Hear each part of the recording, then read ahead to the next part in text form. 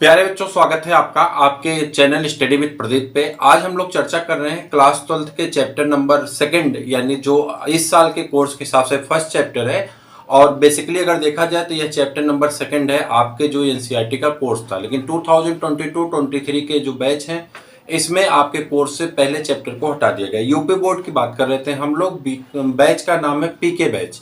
पीके batch में हम लोग चर्चा कर रहे थे। आज का जो वीडियो है ये सेकंड पार्ट है और आज है आपका जो है 5 अप्रैल को हम लोग इस वीडियो को पढ़ रहे हैं। 5/4/2023 में हम लोग इस पे चर्चा कर रहे हैं 5 अप्रैल को। और इसमें जो हम लोग सीखने वाले हैं वह आज सीखने वाले पुष्प और पुष्प के भाग, साथ में इसके नर भाग को भी समझेंगे और मादा भाग के बारे में भी समझेंगे, कुछ बेसिक सी जानकारी को भी समझेंगे और कल इसके बारे में डिटेल, फिर इसके बारे में इसके पहले के वीडियो में जो हमने चर्चा की थी उस बात को भी आपको डिटेल कर दें। तो इसके पहले हमने आपको बताया था कि सेक्सुअल रिप्रोडक्शन के 3 घटनाएं होती हैं, जिसे हम लोग कहते हैं निषेचन पूर्व घटना, निषेचन और निषेचन पश्चात घटना। उसी के दौरान हमने आपसे बताया था निषेचन पूर्व घटना में क्या होता है कि 2 घटनाएं होती हैं। पहला, गैमीट का निर्माण होना और गैमीट का ट्रांसफर होना, मतलब युग्मक का निर्माण होना और युग्मक का स्थानांतरण। ये 2 प्रक्रिया आपके निषेचन पूर्व घटना में होती हैं। फिर निषेचन को आपस में, मतलब गैमीट का आपस में मिलना, युग्मक का आपस में मिलना कहलाता है निषेचन। और फिर उसके बाद निषेचन के पश्चात जाइगोट का निर्माण होता है और तथा क्या होता है, आर्गन का यानी एम्ब्रियो का डेवलपमेंट होता है। तो डेवलपमेंट ऑफ एम्ब्रियोजेंसिस यानी एम्ब्रियोजेंसिस होती है, डेवलपमेंट ऑफ एम्ब्रियो। ठीक है, यहाँ पे आज हम लोग जो पढ़ने वाले हैं पुष्प और पुष्प के भाग को पढ़ने वाले हैं। ये पहला इंपॉर्टेंट टॉपिक है। जब कभी पेड़ पे लगे हुए पुष्प को आप देखते हैं तो वो पुष्प में सबसे नीचे का जो हिस्सा दिखता है इसे पेटिसिल कहते हैं, पेटिकल कहा जाता है। उसके ऊपर फूली हुई एक संरचना दिखाई पड़ती है जिसे थैलमस कहते हैं। फूल को अगर ऐसे डंठल को देखेंगे तो जैसे जैसे ऊपर जाता फूलता जाता है तो वहां फूली हुई जो संरचना होती है अंतिम सिरे पे जहां से आधार बनता है उसे थैलमस कहते हैं। आप एक टॉपिक पढ़ेंगे सत्य फल और असत्य फल, तो वहां पे आएगा कि जो सेब है वो असत्य फल है, इसलिए है क्योंकि उसका थैलमस फोल्ड करके सेब का रूप ले लिया है, यानी सेब असत्य फल के रूप में जाना जाता है। उसके ऊपर प्लेसेंटेशन, प्लेसेंटेशन मतलब होता है कि प्लेसेंटा का व्यवस्थितकरण, यानी प्लेसेंटा जो ओव्यूल और प्लांट के ओवरी के बीच में जो भाग है, ओव्यूल और ओवरी के भाग बीच में जो भाग है उसे जोड़े रखने के लिए जो प्लेसेंटा बनता है उसके बात करेंगे। जब इसको डिटेल पढ़ेंगे स्त्री जनन भाग तो वहां पे प्लेसेंटा डिटेल में आएगा आपका। अब जो मेजर पार्ट हम लोगों को पढ़ना है, जैसे कि यहाँ पे सेपल है, लोक्यूल भी मेजर में नहीं आएगा, इसके माइनर में आएगा, तो यहाँ पे डिस्कस करेंगे। सेपल है, इसे हम लोग कहते हैं बाह्य दल, क्या कहते हैं, बाह्य दल कहते हैं। और दूसरा है पेटल, इसे हम लोग कहते हैं दल। ठीक, यानी एक है बाह्य दल, दूसरा है दल। 2 भाग आपको दिखाई पड़ रहे हैं, एक को दल कहते हैं और एक को हम लोग क्या कहते हैं, जो है बाह्य दल, और दूसरे को कहते हैं दल। ठीक है, यहां तक। अब इस भाग को अगर हम आगे देखें तो उसके बाद यहां पे जो है 2 हिस्से और दिखाई पड़ रहे हैं। इसी के साथ साथ 1 मिनट के लिए,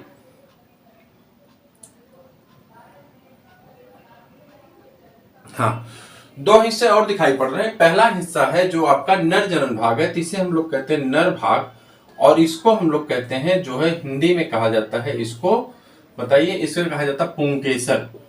पुंकेसर कहते हैं। पुंकेसर में मुख्यतः 2 भाग होते हैं, एक को हम लोग कहते हैं फिलामेंट, इसे कहा जाता है तंतु, और दूसरे को कहा जाता है एंथर यानी परागकोश। परागकोश, ठीक है, 2 भाग होते हैं, एंथर और परागकोश, मतलब तंतु और परागकोश यानी एंथर। बीच में संयोजी ऊतक है, संयोजी ऊतक है। ठीक, उसके बाद ये जो हिस्सा है यहाँ पे आपको दिख रहा है नर भाग, और इसे हम लोग कहते हैं मादा भाग। मादा भाग, मादा भाग को भी हम लोग क्या कहते हैं, स्त्री केसर कहते हैं, इस तरीके से कहते हैं। ठीक है, हमने कहा कि पुष्प के 4 हिस्से हैं। पहला हो गया बाह्य दल, दूसरा हो गया दल, तीसरा हो गया नर का भाग जो है इसे हम लोग कहते हैं थर्ड और पुंकेसर, और 4 को कहते हैं मादा भाग यानी स्त्री केसर। ठीक, यहां तक कोई डाउट नहीं है। आगे बढ़ते हैं। आप देखिए किसी किसी पुष्प में 3 भाग पाए जाते हैं, जैसे कि अगर नर पुष्प होगा, सिर्फ एक लिंगी पुष्प है। कौन सा पुष्प है? एक लिंगी पुष्प में 3 भाग हो सकते हैं। कौन कौन से हो सकते हैं? कंडीशन नंबर फर्स्ट हो सकती है कि इसमें दल हो सकता है। इसमें कौन हो सकता है? बाह्य दल हो सकते हैं। और कौन हो सकता है? दल हो सकता है। और कौन हो सकता है? पुंकेसर हो सकते हैं। या नंबर दूसरी कंडीशन हो सकती है, एक लिंगी पुष्प की बात कर रहे हैं, इसमें बाह्य दल हो सकते हैं, ठीक, दल हो सकता है। और कौन हो सकता है? स्त्रीकेसर हो सकते हैं। कहने का अर्थ है कि पुष्प में अगर एक लिंगी है तो उसमें या तो स्त्रीकेसर होगा या तो पुंकेसर होगा, बाकी ये 2 सहायक अंग के रूप में पाए जाएंगे। अगर सिचुएशन ऐसी है कि पुष्प में सिर्फ एक ही भाग है यानी पुंकेसर है या सिर्फ स्त्रीकेसर है, ऐसे पुष्प को अपूर्ण पुष्प कहा जाता है। किसी किसी बुक में दिया गया है, हर बुक में नहीं दिया गया क्योंकि उसे एक लिंगी कहते हैं, लेकिन किसी किसी बुक में इसे अपूर्ण पुष्प के रूप में रखा गया है। जो 2 लिंगी पुष्प होते हैं उसमें बाह्य दल पाया जाएगा, दल पाया जाएगा और पुंकेसर पाया जाएगा तथा स्त्रीकेसर, चारों भाग पाए जाते हैं। यहां तक कोई समस्या नहीं होनी चाहिए। आगे बढ़ जाते हैं, काम की बात आगे। पहले को समझने का प्रयास करते हैं। जो बाह्य दल है, बाह्य दल का मुख्य काम होता है कि ये हरे रंग का होता है। कैसा होता है? हरे रंग का होता है। हालांकि हमारे कोर्स में इसको लिखा नहीं गया है क्योंकि हम लोग क्लास 11th में इस चीजों को पढ़ चुके हैं, इसीलिए कोर्स में से इसे रिमूव कर दिया गया। लेकिन हमें जानना चाहिए, हम क्लास 11th की चीजों को भी कनेक्ट करके चलेंगे। तो यह हरे रंग के होते हैं और इनका मुख्य कार्य होता है, इनका अगर मुख्य कार्य की बात करें तो ये जो है किसका काम करते हैं? आधार बनाते हैं। पुष्प का क्या बनाते हैं? आधार बनाते हैं, ठीक। उसके बाद किसका नंबर आता है? दल का। दल जो होते हैं ये पुष्प के सुगंधित भाग होते हैं, यानी इसी को हम लोग पंखुड़ी कहते हैं। तो सुगंधित भाग होते हैं, सुगंधित भाग होते हैं। और इतना ही नहीं, ये पुष्प के सुगंधित भाग होते हैं और इसके अलावा ये क्या काम करते हैं बताइए? पुष्प के सुगंधित भाग होते हैं तथा कीटों को परागण के लिए आकर्षित करते हैं, यानी कीटों को परागण के लिए आकर्षित करते हैं, आकर्षित करते हैं, ठीक। तीसरा हिस्सा, तीसरा हम लोग किसकी बात करेंगे? नर भाग का। नर भाग जो है इसका काम होता है पराग कण बनाता है, पराग कण का निर्माण करता है, पराग कण का निर्माण करता है जो कि मेल गैमीट होता है। और फोर्थ जो है ये अंडाणु का निर्माण करता है और इसका मुख्य कार्य क्या होता है? ये भी एक गैमीट होता है यानी युग्मनज का निर्माण करता है, ठीक है। हमने कहा कि हमारे पुष्प में 4 भाग पाए जाते हैं। एक को हम लोग बाह्य दल कहते हैं, दूसरे को दल कहते हैं या बाह्य दल पुंज या पुंकेसर और स्त्रीकेसर, ठीक है।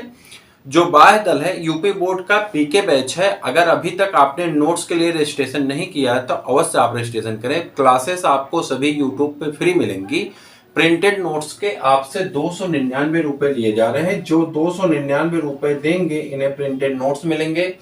CUET के एंट्रेंस एग्जाम के लिए आपकी तैयारी कराई जाएगी। क्रैश कोर्स आपको फ्री में मिलेगा। जो लोग हमारे साथ जुड़ेंगे, क्रैश कोर्स उन्हें को मिलेगा जो लोग पेड बैच से होंगे। क्रैश कोर्स सबके लिए नहीं होगा, लेकिन ये जो पब्लिक वीडियो है ये सबके लिए। ये पहली बार ऐसा है कि हम पब्लिक वीडियो लेकर के, एकेडमिक का पब्लिक वीडियो लेकर के आपके बीच में उपस्थित हैं। हमें उम्मीद है कि आप सब इसका समर्थन करेंगे। अच्छा समर्थन करिए, हम आपके लिए अच्छी काम करने के लिए तैयार हैं। बस आप समर्थन करिए, हम हथेली पे आपके दिल निकाल करके रख देंगे। बस आपके समर्थन की आवश्यकता है। आपको वो चीजें भी बता देंगे जो चीजें आप सीखने के लिए बेताब हैं, परेशान हैं, लेकिन नहीं बताया जा रहा है। तो हर एक चीज आपको सीखने को मिलेगा, बस आपको समर्थन करना है, साथ चल रहे हैं। और अगर आप इसका हिस्सा बनते हैं तो आपको ज्यादा बेनिफिट मिलेगी कंपैरिजन में। और ये किसी भी कोचिंग पे आप चले जाएं तो 1 महीने का मतलब 15 दिन की फीस है। नॉर्मली कोचिंग जितनी भी चल रही है, यूपी बोर्ड और सीबीएसई बोर्ड हो, 600-700 रुपए से कम की फीस कहीं नहीं। और हम आपसे 300 रुपए मांग रहे हैं। इस फीस में आपको पूरे नोट्स दिए जाएंगे, टाइप किए हुए नोट्स दिए जाएंगे, उन्हें जब चाहे रिवाइज कर लें। प्रीवियस ईयर क्वेश्चन पेपर दिए जाएंगे। यानी आपके क्वेश्चन बैंक भी खरीदने की समस्या खत्म है। सारी चीजें आपके पास यहाँ पे अवेलेबल होंगी। इतना ही नहीं, अगर अभी तक आप रजिस्ट्रेशन नहीं किए हैं तो इस नंबर पर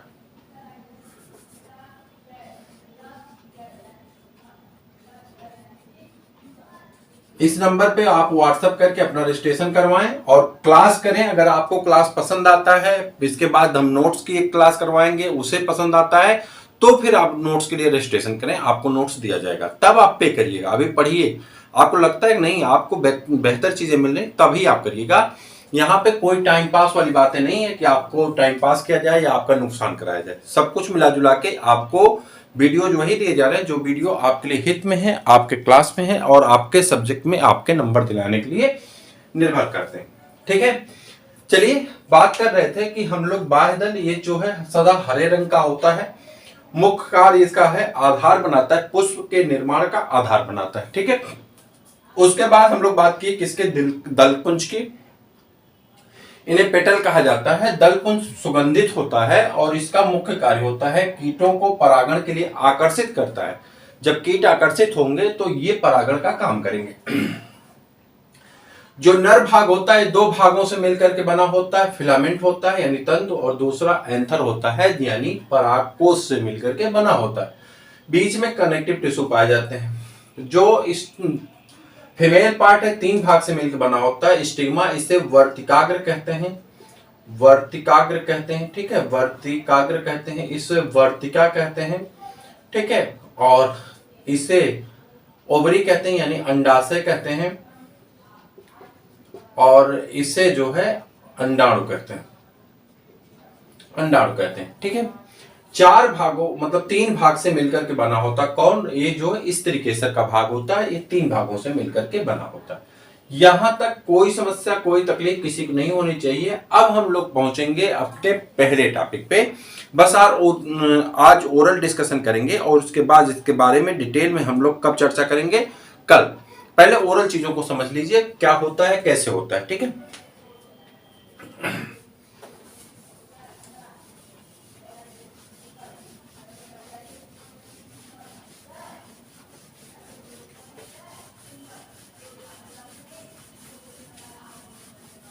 आइए बस एक मिनट है, रखिए।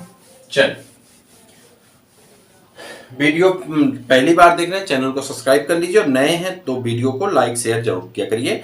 चलिए आगे बढ़ते हैं। हम लोगों की पहली टॉपिक आज आ जाती है निषेचन पूर्व संरचनाएं एवं घटनाएं। आपके एनसीईआरटी मिल जाएगा। इसे कहते हैं निषेचन पूर्व संरचनाएं एवं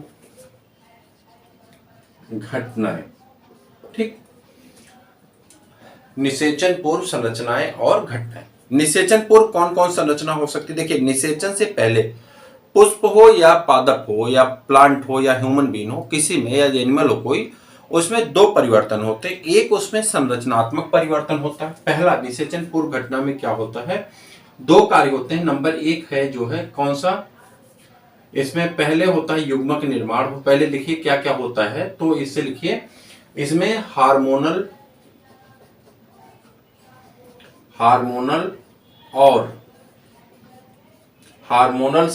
परिवर्तन हो जाते हैं और संरचनात्मक परिवर्तन होते हैं। संरचनात्मक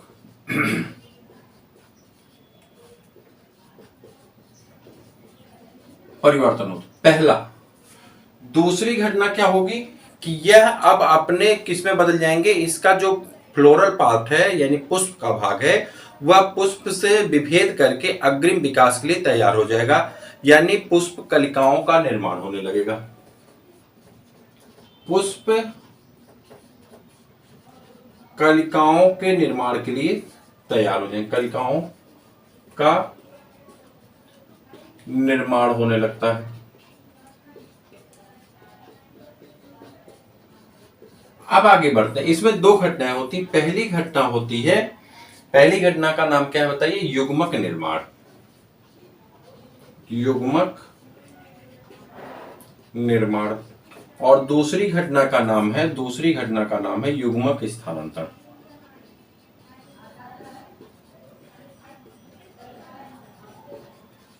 युग्मक स्थानांतरण। किसी भी पौधे में जब उसका रिप्रोडक्टिव फेज स्टार्ट होगा तो उसमें हार्मोन में परिवर्तन आएंगे। आप क्लास 11 में 5 प्रकार के पादप हार्मोन के बारे में पढ़ें, ऑक्सिन, जिब्रेलिन, साइटोकाइनिन, याद आया?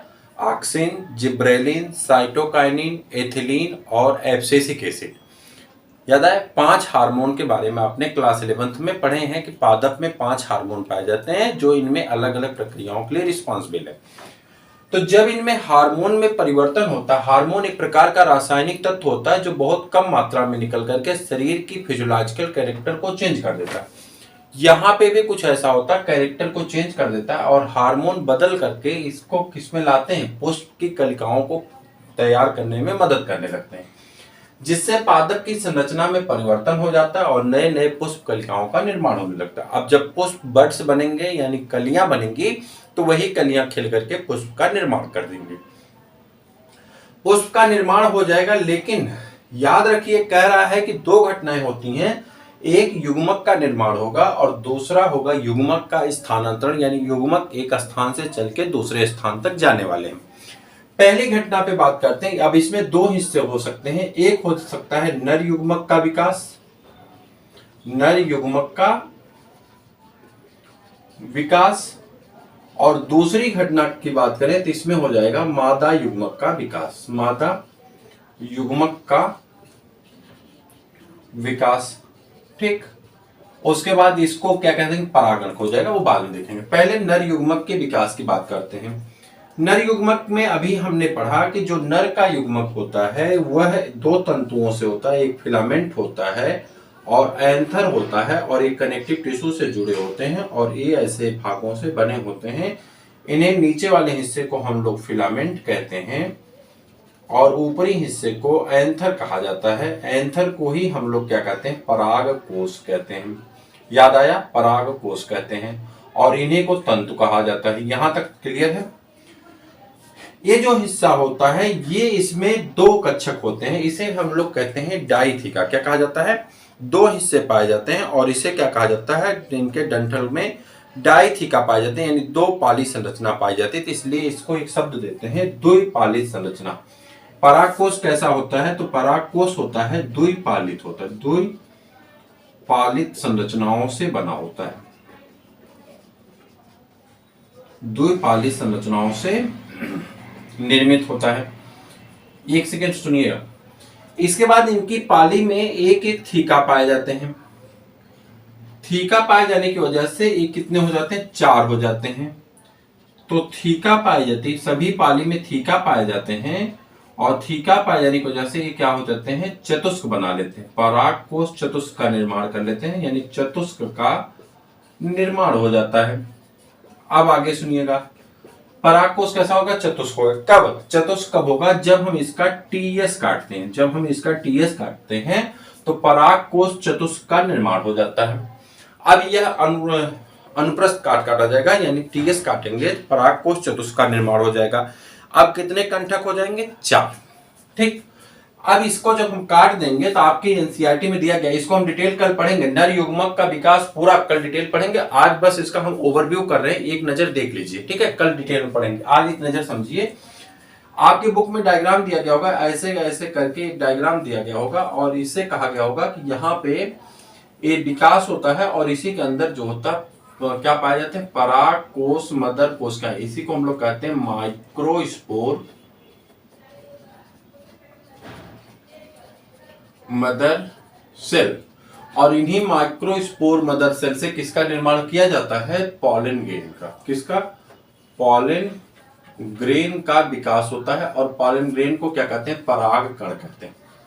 क्या कहते हैं, पराग कण का विकास होता है, बीच में कनेक्टिव टिश्यू पाए जाते हैं। ठीक है, यहां तक। अब एक चीज आपको मैंने क्लास 11th में बताया था, हालांकि आप लोग नहीं पढ़े हैं चूंकि पेड बैच था। इधर देखिए, हम फिर से क्लास 11th की एनसीईआरटी स्टार्ट करेंगे, बस क्लास 12th का थोड़ा सा पैटर्न सही हो जाए।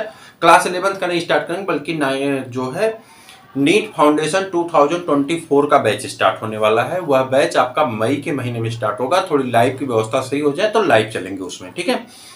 तो वो व्यवस्था होने के बाद हम लोग लाइव चलेंगे और फाउंडेशन, नीट फाउंडेशन का बैच स्टार्ट करेंगे बहुत मिनिमम फीस में।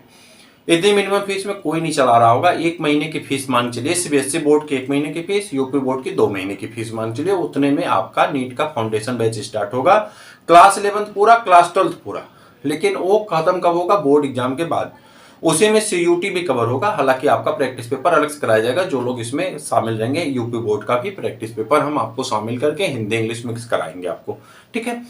तो यहाँ पे हम बात कर रहे थे, हाँ, तो परागकण का विकास होगा। और इस परागकण के विकास में क्या होगा, एक चीज हमने आपको बताया था, इसको इरेज करेंगे, थोड़ा सा स्पेस बनाएं।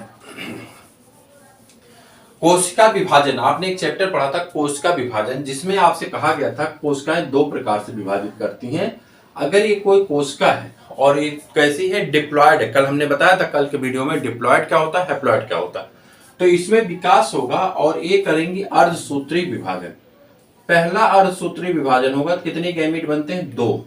अर्धसूत्री विभाजन में अर्धसूत्री विभाजन होता है और गैमीट कितना बनते हैं? फर्स्ट में 2, लेकिन क्रोमोसोम नंबर आधा हो जाता है। रिडक्शनल डिवीजन कहा जाता है इसे, अर्धसूत्री विभाजन कहा जाता है, क्योंकि क्रोमोसोम की संख्या यहाँ पे घट जाती। और ऐसा करने से क्रोमोसोम की संख्या जब घटेगी तो क्रोमोसोम की संख्या घट करके आधी हो जाती। फिर इसके बाद इसमें फिर से कोशिकाओं में विभाजन होता है, अर्धसूत्री सेकंड और अर्धसूत्री द्वितीय जब होता है तो 4 कोशिकाओं का निर्माण हो जाता है। हालांकि यह सोमैटिक विभाजन होता है और ये 4 परागकण बन जाते हैं। किससे? माइक्रोस्पोर मदर सेल से, यानी लघु बीजाणुधानी की जो कोशिका होती है यह विकसित होकर के 4 परागकण का निर्माण कर लेती है, ठीक। यही अर्धसूत्री विभाजन द्वारा परागकण बनते हैं, ठीक। अब ये कैसे कैसे बनते हैं, कल इसके बारे में डिटेल पढ़ेंगे। आज इतनी सी बात इसके बारे में जानिए। अब जो हमारा परागकण होता है, ये नर का स्पर्म है, नर का भाग है, और इसे क्या होना है, दूसरे जगह जाएगा युग्मक स्थानांतरण में, ये उड़ेगा। इसे ले जाने के 2 माध्यम होते हैं, या तो किसी जैविक के माध्यम से जाएगा, यानी जीवित प्राणी के माध्यम जाए, तितली ले जाए, मधुमक्खी ले जाए, मक्खी ले जाए, चमगादड़ ले जाए, उनके थ्रू जाएगा। या तो इसके पास एक ऑप्शन है कि हवा के साथ उड़ जाए, पानी में तैर करके चला जाए। तो इस तरह से इसका स्थानांतरण होता है, जिसे हम लोग परागण कहते हैं, ठीक। अब ये उड़ के जाएगा तो स्त्री के भाग पे गिरता है, वहां पे जाकर के जर्मिनेट होता है। जो हमारा परागकण होता है, परागकण अपनी सुरक्षा के लिए परागकण के ऊपर, परागकण मुख्यतः गोल आकार के होते हैं, अपनी सुरक्षा के लिए इसके ऊपर 2 लेयर पाए जाते हैं। एक लेयर अंदर की होती है, इसे इंटाइन मेम्ब्रेन कहते हैं, और एक ऊपर की होती है एक्साइन मेम्ब्रेन कहते हैं, एक्साइन मेम्ब्रेन कहा जाता है, ठीक है। हिंदी में कहते हैं बाह्यचोल, और इंग्लिश में इसे कहते हैं अंतःचोल। क्या कहते हैं? अंतःचोल। जो बाह्यचोल होता है, यह बाह्यचोल स्पोरोपॉलिनिन का बना होता है। किससे बना होता है?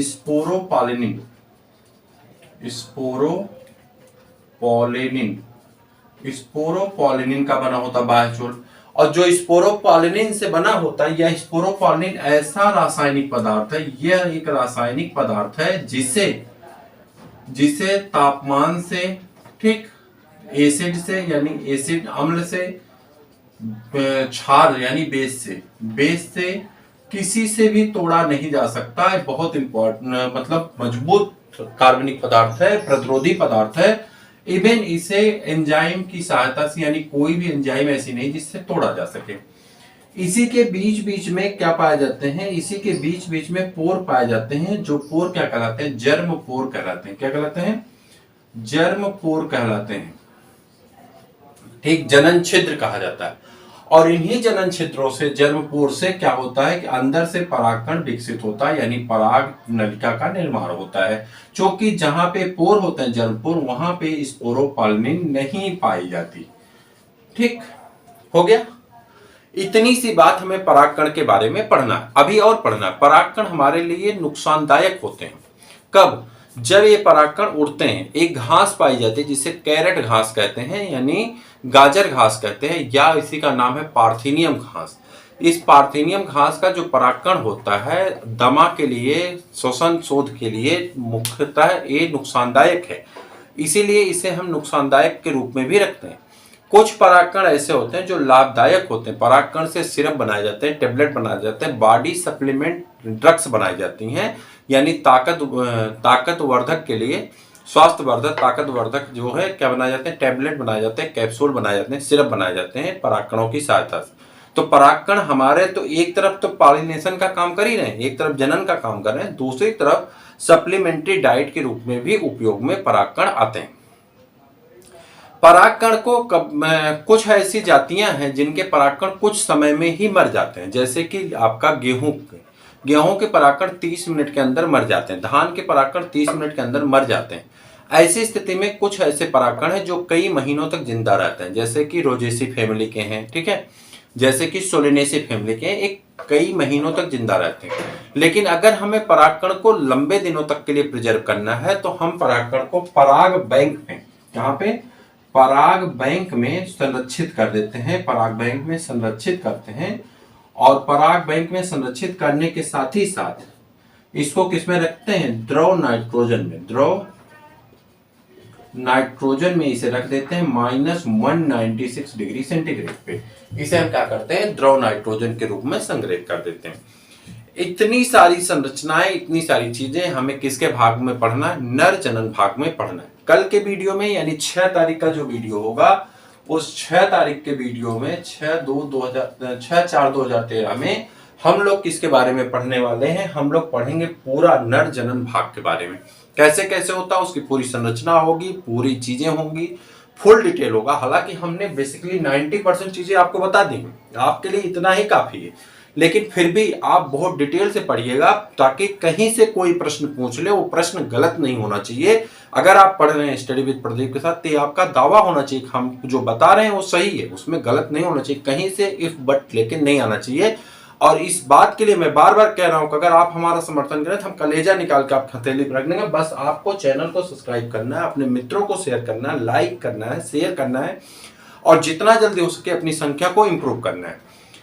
आपकी संख्या इंप्रूव होने से हमें भी काम करने की प्रेरणा मिलेगी और बेहतर से बेहतर वीडियो लेकर के हम आपके बीच में उपस्थित होंगे। ऑनलाइन की व्यवस्था, लाइव क्लास की व्यवस्था बन रही, बहुत जल्दी आपके लिए लाइव क्लास हो जाएगी। नीट 2024 का बैच आपका 20 मई से स्टार्ट होने वाला है, तो भी आप मान चले, अभी 20 मई डेट फिक्स नहीं, चूंकि हो सकता है कुछ काम पड़ जाए, 30 मई चला जाए, मतलब मई के महीने में स्टार्ट हो जाएगी, ये पक्का है। दूसरी चीज, उस बैच में जो लोग अभी हैं उन्हें कुछ छूट मिलेगी, यानी ये फीस उनकी माफ हो जाएगी, जो फीस अभी पेड करेंगे। ये फीस आपको देना है 299 रुपए, 299 रुपए जो अभी पेड कर रहे हैं। इन लोगों को क्या क्या मिलेगा, इन लोगों को मिलेगा क्रैश कोर्स, CUT एग्जाम के लिए मॉडल पेपर, साथ में आपको पूरा कोर्स, आपका क्रैश कोर्स, इतनी चीजें मिलेंगी। तो चैनल को सब्सक्राइब करिए, कल का वीडियो जरूर देखिएगा, अपने मित्रों को शेयर करिए। तब तक के लिए इजाजत दीजिए।